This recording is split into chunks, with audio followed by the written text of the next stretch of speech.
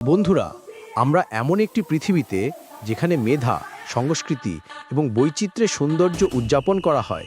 কিছু মানুষ এত উজ্জ্বলভাবে ঝলমল করে যে তাদের আলো পুরো জাতিকে উৎসাহিত করে।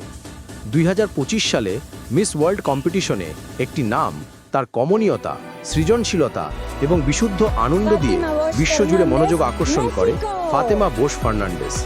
তিনি ট্যাবাস্কোর সেই উজ্জ্বল তরুণী যিনি ইতিহাসে চতুর্থ মেক্সিকান হিসাবে মিস ইউনিভার্স খেতাব জয় করেন। তার গল্প দুঃখ বা সংগ্রামের নয়, বরং উদযাপনের একটি প্রাণবন্ত উত্থান, যা কঠোর পরিশ্রম, সাংস্কৃতিক গর্ব, ফ্যাশন শিল্পকলা এবং প্রতিটি চ্যালেঞ্জের সঙ্গে আরও শক্তিশালী হয়ে ওঠা আত্মবিশ্বাসের দ্বারা চিহ্নিত। আজ আমরা মেক্সিকোর এই নতুন বৈশ্বিক রানীর জীবনের মধ্য দিয়ে একটি আনন্দময় যাত্রা করব। ফাতিমা বুশ ফার্নান্দেজ 2000 সালের 19 মে মেক্সিকোর সবুজ ও উষ্ণ অঞ্চল তাবাস্কো রাজ্যের তেপা শহরে জন্মগ্রহণ করেন। তার উচ্চতা প্রায় 5 ফুট 8.5 ইঞ্চি।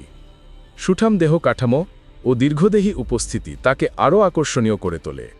মঞ্চে দাঁড়ালে তার উচ্চতা শুধু শারীরিক বৈশিষ্ট্য নয়, বরং আত্মবিশ্বাস ও ব্যক্তিত্বের প্রতীক হয়ে ওঠে।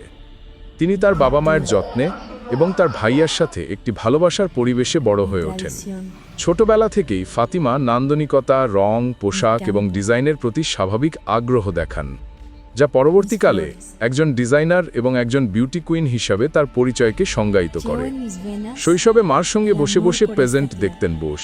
সেই সময়ই হয়তো তার ভবিষ্যৎ পেজেন্ট কুইন হওয়ার ইঙ্গিত লুকিয়েছিল।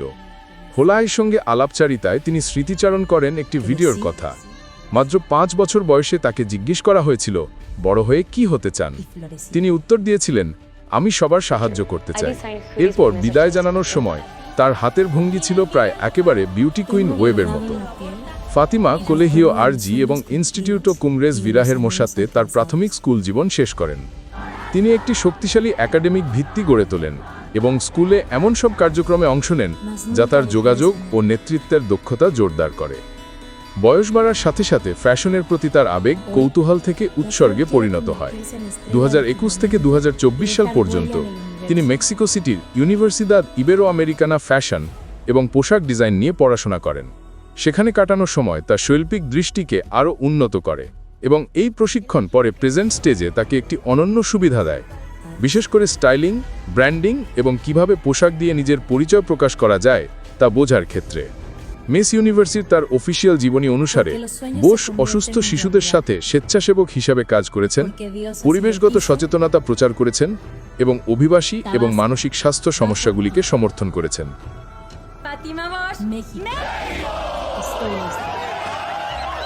ফাতিমার প্রথম বড় সাফল্য আসে ফ্লোর টাবাস্কো 2018-এ।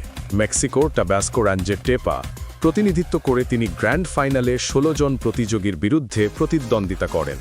ফাইনালটি 2018 সালের 27 আগস্ট বিলা হার্মোসার সেন্ট্রো দে কনভেনশনস টাবাস্কো 2000-এ অনুষ্ঠিত হয়েছিল।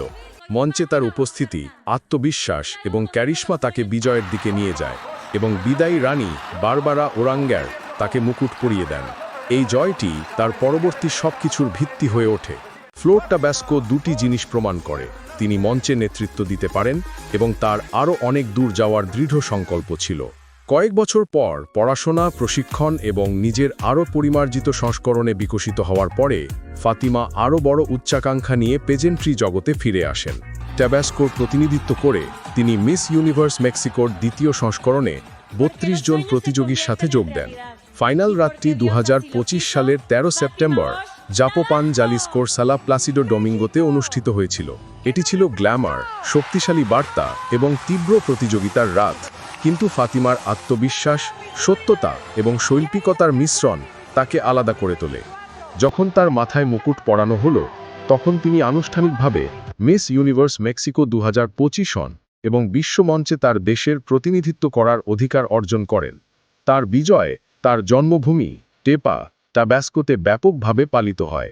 তার সম্প্রদায় তাকে তাদের বৈশ্বিক প্রতিনিধি হিসেবে গ্রহণ করায় আনন্দ, গর্ব, সঙ্গীত এবং রঙে ভরে ওঠে।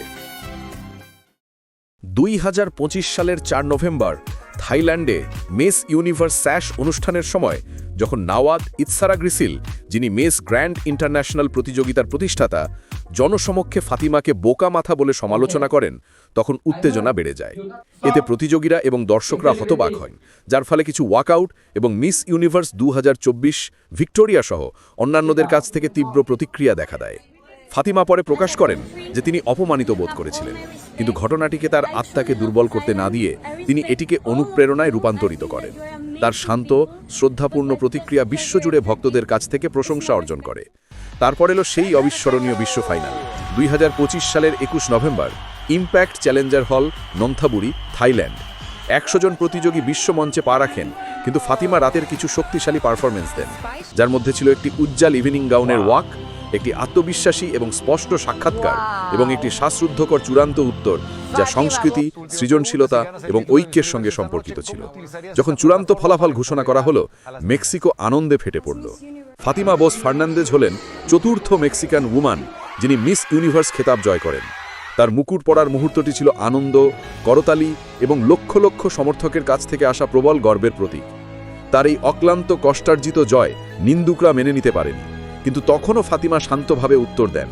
বোস তার ইনস্টাগ্রাম পেজে স্প্যানিশ ভাষায় লিখেছিলেন, আজ আমি আবারও বলছি যে ঈশ্বর তোমার জন্য যা নির্ধারণ করেছেন, হিংসা তা থামাতে পারে না, নিয়তি তা বাতিল করে না, ভাগ্যও তা পরিবর্তন করে না। চ্যানেলটি আপনাদের, ভিডিওটি ভালো লাগলে সাবস্ক্রাইব করুন, মন্তব্য জানান কমেন্টে, পাশে থাকুন।